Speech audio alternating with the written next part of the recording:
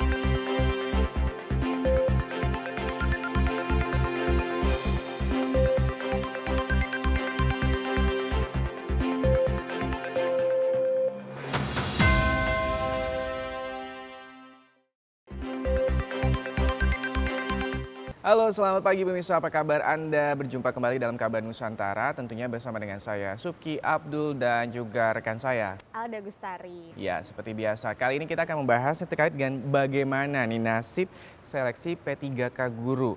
Alda dan juga pemirsa, ini kalau kita ketahui nanti tahun 2023 nih baik instansi di daerah maupun juga pusat ini akan menghentikan nih terkait dengan guru ataupun juga tenaga honorer seperti itu. Betul. Ini makanya jadi polemik ya Uki, apalagi ini masalah guru ini kayaknya emang nggak selesai-selesai ya, udah masalah klasik yang masih belum selesai sampai sekarang. Betul sekali, dunia pendidikan ini kayaknya punya permasalahan banyak banget. Di sini udah ada pakar-pakarnya. Yang pertama ada Bapak Abdul Fikri Fakih, ini Wakil Ketua Komisi 10 DPR RI dari fraksi Partai Keadilan Sejahtera, Daerah Pemilihan Jawa Tengah 9. Apa kabar Bapak? Assalamualaikum. Baik, alhamdulillah. Sehat ya Pak? Assalamualaikum warahmatullahi wabarakatuh. Dan Sehat, juga Pak. sudah hadir, terima kasih Bapak. Dan juga sudah hadir Bapak Doni Kusuba, peneliti pakar pendidikan dari UMN. Selamat pagi, apa kabar Bapak? Selamat pagi Mas Uki, puji Tuhan, sehat-sehat Mas. Nah, ini kita mau ngobrol-ngobrol kalau misalnya tadi saya sudah bilang bahwa sebenarnya masalah pendidikan, apalagi guru honorer ini klasik. Saya mau tanya dulu nih ke Pak Fikri, sebenarnya masalahnya ini apa sih Pak guru honorer ini kenapa nggak selesai-selesai, masih ada terus sampai sekarang? Ya karena guru ini penting ya. Jadi kurikulumnya seperti apa, sistem pendidikan seperti apa, itu sangat tergantung dengan guru.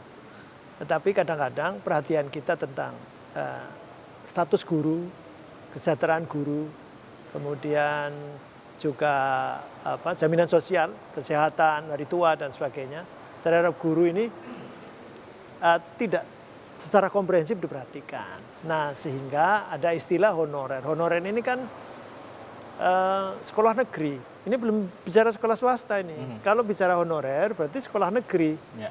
Nah, sekolah negeri aja masalah nih.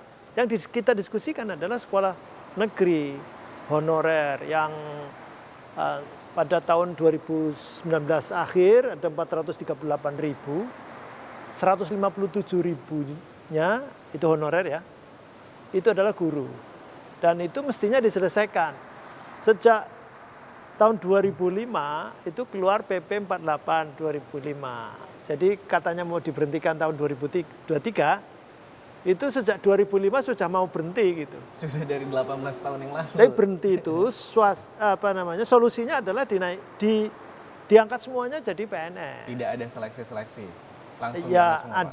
ada istilahnya mengisi daftar pertanyaan. Oke. Tetapi semua itu mestinya diangkat. Tetapi faktanya itu kita problematika tentang data. Kemudian akhirnya tahun 2009 naik sampai 9 kali dan seterusnya sehingga akhirnya itu 2019 seperti saya sebut tadi 438.000 honorer, 157.000-nya guru, dan ini juga harus diselesaikan kan karena ini di sekolah negeri nih, belum sekolah swasta ini.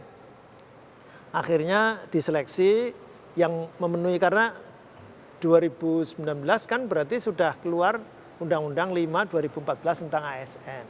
Ada batasan umur, ada apa. Akhirnya diseleksi sesuai dengan umur dan lain-lain, kualifikasi lain, 6.000 diterima PNS. Nah, kemudian ada rekrutmen lagi, ASN itu ada 2, PNS dan P3K. Akhirnya ada seleksi dan lulus dan ditempatkan 37.000. Jadi dari 157.000, 6.000 PNS, 37.000 P3K. Tapi 2019 keluar SK-nya yang P3K 2021. Sehingga ada yang sudah meninggal, ada yang sudah usia pensiun dan sebagainya. Ini problematikanya. Tapi kan berarti masih ada 114.000 honorer masa lalu, yang itu istilahnya K1 dan K2, itu belum terselesaikan. Nah sekarang muncul rekrutmen guru honorer 1 juta guru honorer menjadi P3K. Artinya berarti mestinya dipantau 114.000 ini selesai belum? Kalau selesai berarti masa lalu sudah selesai. Nah sekarang yang lain itu berarti tetap guru honorer di sekolah negeri. Tapi namanya non kategori, bukan K1, bukan K2. Itu sampai sekarang masih ada dinamika yang enggak jelas ini. Hanya dari 1 juta yang lamar 900.000 dan lolos dengan formasi 293.000, lolos dengan tanpa formasi 193.000. Jadi yang lolos dengan formasi 293.000, yang lolos tetapi tidak ada formasi, jadi sudah lulus, sudah tes, sudah lulus, tapi nggak ditempatkan. Kenapa nggak ada formasinya? 193.000. Ada 400.000 yang belum lulus. Tapi itu mestinya diselesaikan. Saya tadi mengatakan status, kemudian kesejahteraan, dan satunya jaminan sosial. Baik itu jaminan hari tua, kesejahteraan, dan lain-lain. Oke, Pak Doni, tadi seperti yang sudah disampaikan Pak Fikri dan juga Alda, ini sebenarnya permasalahan pendidikan, apalagi guru honorer dari 2005 tadi Pak Abdul Fikri juga mengatakan ini sudah lama banget. Kalau Pak Doni sendiri melihatnya sebenarnya apa nih yang permasalahan apa nih yang dihadapi oleh pemerintah sampai seperti ini? Ada satu masalah belum selesai, ternyata ada masalah lagi muncul lagi, nggak akan kelar-kelar kayaknya. Ya, pertama-tama kalau kita berbicara tentang nasib guru honorer, ini kita harus melihat kemampuan anggaran negara. Karena menurut saya sejak zaman Presiden SBY itu kan sebenarnya sudah mulai ya Pak ya. Artinya guru honorer itu sudah mulai di yang kategori 1, kategori 2 itu seharusnya sudah selesai. Tetapi sampai sekarang kan berlarut-larut. Bahkan sampai 2012 pun masih ada persoalan itu. Nah ini saya rasa terkait dengan bagaimana kemampuan anggaran negara. Dan sebenarnya ini tergantung political will-nya. Artinya seandainya pemerintah serius dengan guru-guru honorer, ya harus diprioritaskan bagaimana penganggarannya. Sehingga guru-guru ini bisa dapat formasi. Karena persoalan formasi ini adalah miskomunikasi antara pemerintah pusat dan daerah. Mereka memikirkan begini, siapa yang harus membayar kalau nanti saya membuka formasi di daerah saya. Karena ada undang-undang Pemda. Undang-undang Pemda itu ya manajemen dan lain-lain dilakukan di daerah. Maka nanti bisa jadi nanti harus ada anggaran pendapatan dari belanja daerah yang untuk membayar gaji guru. Nah ini kalau ini tidak jelas mana yang tugasnya pusat, mana tugas daerah, lalu kepala daerah tidak akan membuka formasi. Akhirnya apa? Ya diangkat guru honorer terus, padahal sekolah kosong, nggak ada gurunya. Tetap pembelajaran harus jalan. Sehingga siapa yang ngajar? Ya sudah angkat guru honorer. Siapa yang bayar guru honorer? Ya hanya dengan dana BOS yang kadang-kadang sangat terbatas, hanya 15% kuotanya. Lalu ya guru honorer ini mereka punya harapan bahwa suatu ketika akan diangkat sebagai pegawai negeri sipil. Jadi pikir-pikir seperti itu juga. Nah ini yang kemudian menjadi persoalan. Saya rasa sampai terakhir kemarin itu PGRI bahkan mengatakan ada masih 700 ribuan loh Pak. Istilahnya guru honorer yang ada, yang memang harus segera dibereskan. Nah ini tentu akan dibereskan dengan yang 1 juta guru. Tetapi ini pun menjadi bermasalah. Karena menurut kami ya, dari analisis saya, dulu P3K ini kan untuk guru honorer seperti kata Pak Fikri yang di sekolah negeri Mas. Di sekolah negeri tetapi ternyata persyaratannya yang seleksi yang kedua kemarin itu justru masuk memberi peluang kepada guru-guru swasta yang punya bersertifikat dan itu guru tetap. Nah ini menambah masalah baru, masalah yang lain belum selesai, lalu kemudian guru swasta yang diterima P3K harus pergi dari sekolah swasta dan mereka pergi pun ternyata SK-nya belum ada.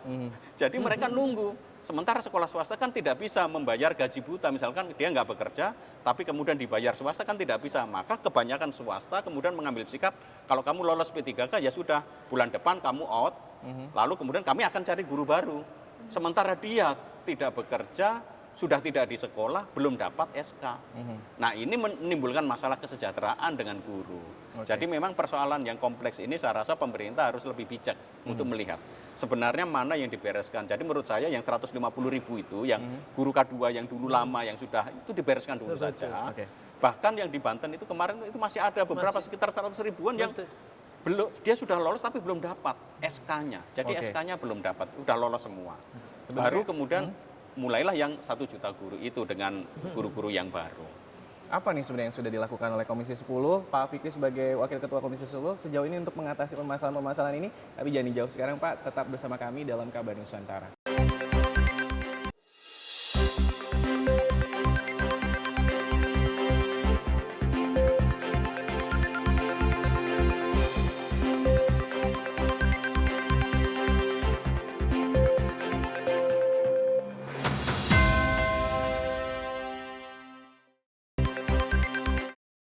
Ya pemirsa, masih di Kabar Nusantara dan pastinya masih berbincang tentang bagaimana nasib seleksi P3K Guru. Nah tadi kalau misalnya kita dengar penjelasan dari Pak Fikri dan juga Pak Doni ini, memang ternyata ada guru yang sudah diangkat tapi nggak ada formasinya. Ini benar-benar sengkarut. Katanya sudah meninggal tapi SK-nya baru turun, itu sebenarnya ada nggak sih Pak political will dari pemerintah dalam hal ini untuk akhirnya bisa menyelesaikan ini? Kalau misalnya kita baca berita gitu Pak, kasihan banget udah gajinya kecil, jaminan kesehatan nggak ada, banyak yang terjerat pinjol, itu miris gitu ya kalau misalnya kita ngomongin guru sebagai pahlawan tanpa tanda jasa, tapi perlakuannya pemerintah seperti ini. Bagaimana nih Pak sejauh ini yang sudah Pak Fikri lakukan di Komisi 10? Di akhir periode lalu sesungguhnya sebelum menteri ini ya, menteri sebelumnya itu sudah mau ada apa istilahnya ya, rekonsiliasi atau apa, koordinasi atau apa antar kementerian.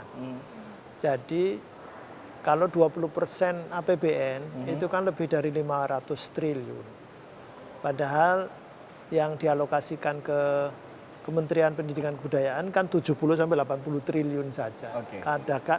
Sebut saja kalau ditambah dengan Kementerian Agama 50 sampai 60 triliun. Berarti kan ya 130 triliun. Nah, lebihnya itu kemana gitu kan? Ternyata kan 200 triliun lebih adalah dana transfer daerah. Dana transfer daerah itulah yang ada beberapa nomenklatur, beberapa tahun maksudnya, nomenklaturnya itu masih sangat lentur. Kita menyebut, jadi kenapa ini ada seperti ini? Jadi dari dana atau alokasi anggaran 20% itu ada nomenklatur berbunyi dana transfer umum yang diperkirakan untuk pendidikan. Yang diperkirakan untuk pendidikan. Ini real ini. Jadi ini kan nanti ini kan omongan saya kan nanti dikoreksi juga oleh orang ya. Ini harus diungkap, harus juga diteliti supaya kepedulian kita kepada, kalau guru memang penting dalam pendidikan itu ada kan elemen-elemen, ada tentu tidak hanya guru, semua elemen, ada sarana prasarana dan sebagainya. Itu kalau memang guru penting, maka berarti diperhatikan. Tadi ini belum berbicara tentang swasta, oleh karenanya tadi ketika Pak Doni mengatakan bahwa rekrutmen 1 juta guru dari 293.000 yang diterima dengan formasi, 20.000-nya itu dari swasta. Jadi ngambil, boro-boro membantu swasta, tetapi ngambil orang-orang terbaik dari swasta diambil untuk jadi P3K. Nah ketika kita kita sampaikan ini mengeluh ini penyelenggara pendidikan. Karena orang-orang terbaiknya diambil. Maka kemudian bisa nggak dikembalikan? Maka jawabannya P3K kan pegawai pemerintah dengan perjanjian kontrak. Artinya pegawai pemerintah, bukan pegawai swasta. Nah artinya berarti ini nanti akan bertentangan dengan undang-undang ASN. Sungguh pun dicarikan sesungguhnya masih ada celah karena ASN pun bisa pada tugas-tugas tertentu untuk diberikan kepada swasta. Faktanya sekarang yang masa lalu sekarang masih belum dipindahkan, itu masih ada DPK dulu namanya, diperbantukan. Tapi sekali lagi, kembali lagi, lantas untuk mengurai ini gimana? Saya kira itu silahkan namanya rekonsiliasi atau namanya koordinasi atau namanya apa. Tapi kementerian-kementerian terkait ini diungkap. Salah satunya tadi misalnya ruangan, ada nomenklatur berbunyi dana transfer umum yang diperkirakan untuk pendidikan. Padahal itu dalam rumah besar anggaran pendidikan yang 20%. Dan anggarannya besar, 166, yang paling kecil kalau nggak salah 166 triliun ya, sampai 200 triliun lebih. Ini bisa digunakan untuk pendidikan, tapi bisa juga tidak karena diperkirakan. Artinya kalau Pemda, ini kan dana transfer ke daerah. Kalau Pemda menggunakan tidak untuk kepentingan pendidikan, di audit BPK nggak salah dia. Karena kan diperkirakan untuk pendidikan. Andaikan kemudian tidak karena kepentingan tertentu, akhirnya digunakan untuk yang lain. Dan ini sekarang terjadi.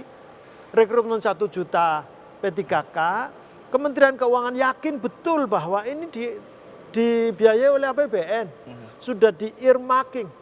Di-earmark itu artinya sudah dikasih tanda dan tidak boleh digunakan untuk yang lain. Tapi ketika ditransfer ke daerah, analisa keuangan daerah, andaikan ini semua dipakai untuk gaji, honorer, kami nggak bisa bangun. Gitu. Nah kalau kami nggak bisa bangun, akhirnya kebutuhan 5.000 dibuat formasi hanya 500 misalnya. Nah itu yang kemudian akhirnya diterima oleh Kemenpan RB misalnya. Karena Kemenpan RB meminta supaya adakan analisa keuangan daerah, mampu enggak Anda begitu. Sekian. Nah itulah yang terjadi. Sehingga sekarang ada 193.000, jadi baru sekarang nih. Sebelumnya nggak ada problematika ini. 193.000 lulus passing grade, artinya dia sudah tes, sudah lolos, sudah keringetan dan sebagainya, sudah syukuran, tapi nggak dapat SK. Kenapa? Karena nggak ada formasinya. Nah itu yang terjadi. Oke, itu dari segi kebijakan. Sekarang saya mau tanya ke Pak Doni dari segi kualitas guru P3K yang diangkat. Ini menurut Pak Doni gimana? Apakah sudah mumpuni kualitasnya atau gimana di lapangan? Ya, kalau kita berbicara tentang kualitas, ini kan sebenarnya ada dua cara. Apakah memang proses rekrutmennya itu memenuhi syarat dan juga mereka itu ditempa oleh pengalaman. Jadi sebenarnya kalau terkait dengan kemampuan teknis, guru-guru P3K ini sudah sangat kompeten. Maka sebenarnya tes uji teknis untuk mereka yang sudah 10 tahun mengajar ini nggak masuk akal ya. Jadi istilahnya udah jenderal gitu diuji untuk level awal-awal, kan itu tidak masuk akal. Jadi kompetensi teknisnya sudah. Sebenarnya yang menjadi persoalan itu bukan kompetensi teknisnya, tetapi bagaimana mereka punya passion, mereka punya panggilan untuk mendidik. Dan itu sebenarnya sudah ada. Buktinya mereka bertahan lama dengan gaji yang seperti itu, mereka tetap bertahan mendidik anak-anak Indonesia. Jadi sebenarnya pemerintah tidak boleh menganggap enteng atau meremehkan kualitas guru-guru P3K yang sudah mengabdi. Memang tidak otomatis ya, pengabdian itu membentuk kualitas seseorang itu tidak ada kaitannya. Tetapi pengabdiannya itu sendiri sebenarnya sudah harus diberi nilai lebih. Dan kalau untuk pelatihan sebenarnya setiap guru ketika dia dilatih dengan baik, dia akan bertumbuh dan berkembang. Nah sehingga oke lah untuk mereka yang P3K ini lebih baik cepat-cepat diangkat, baru kemudian kalau ternyata kualitasnya kurang, berikan pelatihan-pelatihan yang memadai untuk mereka. Karena itu satu-satunya cara untuk menyelamatkan pendidikan. Gurunya sejahtera, keterampilannya ditingkatkan, dan itu akan membawa dampak pada apa yang terjadi di sekolah. Kalau guru sudah kompeten, bagus, nggak dapat SK, ya dia akhirnya nggak bisa masuk kelas, nggak ngajar, tidak berdampak kepada siswa, dan dia juga tidak sejahtera.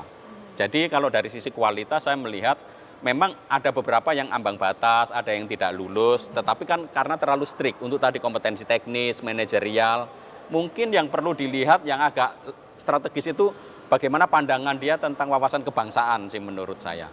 Sehingga dari situ mungkin bisa kita melahirkan guru-guru yang baik.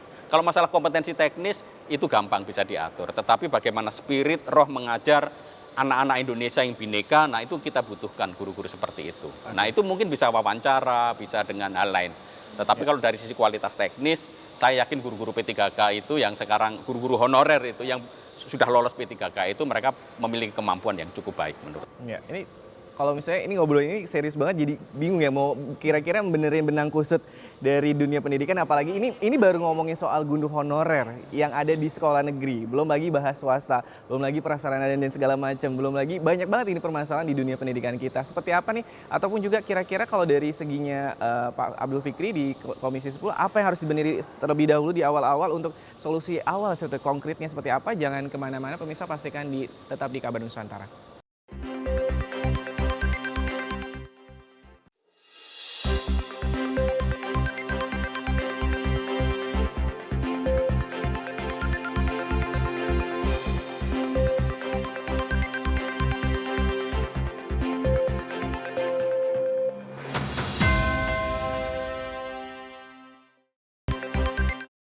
Terima kasih Anda masih di Kabar Nusantara. Kita masih membahas bagaimana nih nasib dari para guru P3K ini. Sudah lolos tapi tidak dapat formasi, banyak juga yang nunggu-nunggu harap-harap cemas karena tahun 2023 tidak ada lagi honorer.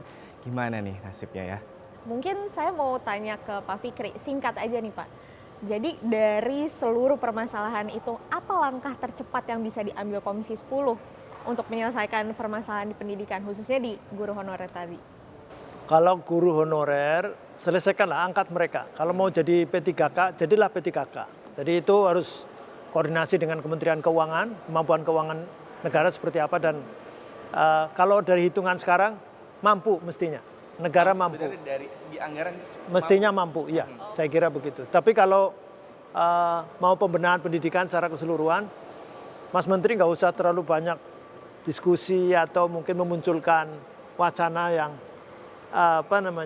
kecil-kecil ini, kurikulum, guru, sedikit-sedikit ini. Tapi selesaikan hal yang besar, yaitu grand design pendidikan. Sudah disampaikan sama Sudah disampaikan dan mudah-mudahan sebelumnya sudah muncul peta jalan pendidikan tapi hilang. Saya kira tidak usah sistem. Sudah sempat dibahas juga, ramai juga. Ya, tapi kan berhenti hilang. Nah, makanya selanjutnya saya kira kalau kepingin legacy, maka kan yang mengerjakan bisa banyak orang. Pak Doni, bisa dilibatkan semuanya, kemudian membuat grand design atau blueprint atau rencana induk pendidikan Indonesia. Dengan visi negara, mencerdaskan kehidupan bangsa dan diterjemahkan dengan Undang-Undang Dasar 1945 Pasal 31 seluruhnya, baik anggarannya, ruhnya dan sebagainya. Insya Allah nanti pendidikan ini tidak kesana kemari nih nanti. Guru juga selesai, kecil masalah guru saya. Tapi yakin nggak sih Pak? Insya Allah. Kalau Pak Doni nih, apa nih kalau dia sebagai pakar pendidikan, Pak Doni kan juga sebagai seorang dosen melihat situasi pendidikan kita yang juga mungkin tidak ada habisnya di permasalahan. Apa sebenarnya yang bisa kita lakukan setidaknya Pak Doni mendorong bersama dengan teman-teman dosen yang lain dan juga tenaga pendidik yang lain? Ya, sebenarnya yang menjadi persoalan fundamental menurut saya adalah visi besar pendidikan yang dimiliki oleh pengambil kebijakan terutama. Kalau masyarakat banyak sudah memberikan kontribusi pemikiran pendidikan ke depan yang visioner itu seperti apa. Jadi janganlah mengurusi yang ujung-ujung yang kecil-kecil tetapi bukan ke akarnya. Persoalan guru honorer ini kan sebenarnya merupakan sistem tata kelola yang harus ditata mulai dari seleksi pendidikan, seleksi, rekrutmen, kemudian pensiun sampai jaminan hari tua, kesejahteraan. Nah ini harus diikat semua dan ini membutuhkan kemampuan pengambil kebijakan yang bisa berkolaborasi dengan banyak kementerian karena ini terlibat dari Kementerian PAN, Keuangan, Dalam Negeri, kemudian Kemendikbudristek, Kemenak. Jadi ada banyak yang terlibat di situ. Kalau visi besar ini ada, saya rasa kita bisa menyelesaikan secara fundamental. Jadi kita bisa memulai dari rekrutmen guru-guru baru. Saat ini kan tidak ada CPNS, coba bayangkan. Guru-guru muda yang penuh semangat, dia tidak bisa ikut. Kalau lolos P3K nggak mungkin, karena mereka nggak punya pengalaman. Pasti mereka akan kalah. Harusnya tetap ada CPNS untuk guru-guru, harus dibuka formasi ini. Karena ini guru-guru yang memang penuh semangat, baru, kompeten, dan hidup di era digital. Maka buatlah rekrutmen ini ketat, seleksi, sehingga the best teacher itu ada di sini. Lalu yang kedua, guru-guru yang sedang ada di dalam proses pengajaran ini yang jumlahnya 3 juta, kalau dengan Kemenak itu sekitar 4 juta, ini harus diintervensi. Jangan kemudian nunggu pensiun pada pergi semua, lalu kemudian tidak ada gantinya juga. Lalu kemudian yang ada di sini juga harus dilatih, diberdayakan. Jangan hanya melatih guru-guru penggerak yang jumlahnya sangat sedikit. Kemarin kami audiensi dengan Komisi 10, biayanya 2,8 triliun hanya untuk 2.500 sekolah dan tidak sampai 100.000 guru. Padahal guru di Indonesia itu 3 jutaan. Kalau kita hanya fokus anggaran pada yang 100.000, sementara 2,9 juta guru kita abaikan, saya rasa ini ada ketidakadilan sosial. Maka kita harus memiliki visi yang jernih dan luas serta besar. Lalu butuh gotong royong. Janganlah menganggap kita itu bisa bekerja sendiri menyelesaikan kompleksitas pendidikan di Indonesia. Karena kompleks maka butuh kolaborasi, kerjasama. Karena butuh kerjasama, butuh kerendahan hati untuk melihat, mendengarkan masukan dari masyarakat dan bekerja sama dengan lembaga-lembaga lain. Dengan cara itulah saya rasa pendidikan kita bisa terurai benang kusutnya, Mas. Oke, Fikri, kalau misalnya sebenarnya sudah ada memanggil lagi belum? Kalau misalnya sering rapat dengan Mendikbud ataupun juga dengan kementerian dan juga mitra lain, kan ini juga membahas dari segi anggaran ada Kementerian Keuangan, Menpan RB, apa nih selanjutnya yang akan dilakukan oleh Komisi 10 untuk akhirnya tadi yang Bapak sampaikan, langkah-langkah ini bisa segera terrealisasi? Depan dari Selasa, kalau nggak salah, kita juga mengundang Raker Kemendikbud, tetapi juga RDP dengan, jadi Raker dan RDP jadi satu. Kita mengundang kementerian lain, Kementerian Pan RB, Kementerian Dalam Negeri, Kementerian Keuangan, dan BKN. Nah, jadi ini karena tapi panja ini P3K ini, panja P3K karena ini episode 2. Jadi panja P3K yang pertama itu sudah, kemudian ternyata problematikanya belum selesai. Maka kita buat lagi panja. Sampai episode 2 ya Pak? Nggak Iya. sampai episode berlanjut? Iya, dia sudah 18 episode itu. Kemendikbud sudah bisa bikin, sudah 19. Sudah 19, yang saya baru tahu nomor 18 yang tentang kebudayaan. Nah itu kita juga saya kira terus akan menggunakan, karena rencana-rencana itu dibikin oleh pemerintah, jadi terpaksa kita ya menggunakan fungsi lain yaitu fungsi pengawasan. Tapi kita akan terus mengawal. Kita akan terus kawal dan juga dukung terus dari Komisi 10 pastinya. Mungkin Pak Doni ada terakhir? Ya, saya berharap pemerintah sungguh-sungguh serius menangani persoalan guru, karena guru adalah pelaku perubahan dan sebenarnya penentu kualitas pendidikan nasional kita. Jadi tolong perhatian guru, nasib mereka, juga bagaimana negara hadir mengembangkan mereka menjadi guru-guru yang berkualitas. Semoga pembicaraan ini ada solusi yang nanti juga bisa membantu bagaimana nasib guru-guru honorer. Sebagai kita ketahui, ini adalah pahlawan tanpa tanda jasa. Dan ini adalah akhir dari Kabar Nusantara. Terima kasih sekali lagi Pak Abdul Fikri Fakih. Sehat selalu Pak. Terima kasih. Dan juga Pak Doni, terima kasih banyak. Mbak Alda. Dan saya Subki Abdul dan juga rekan saya Alda Gustari dan seluruh kerabat kerja yang bertugas undur diri. Terima kasih atas perhatian Anda dan sampai jumpa. Sampai jumpa.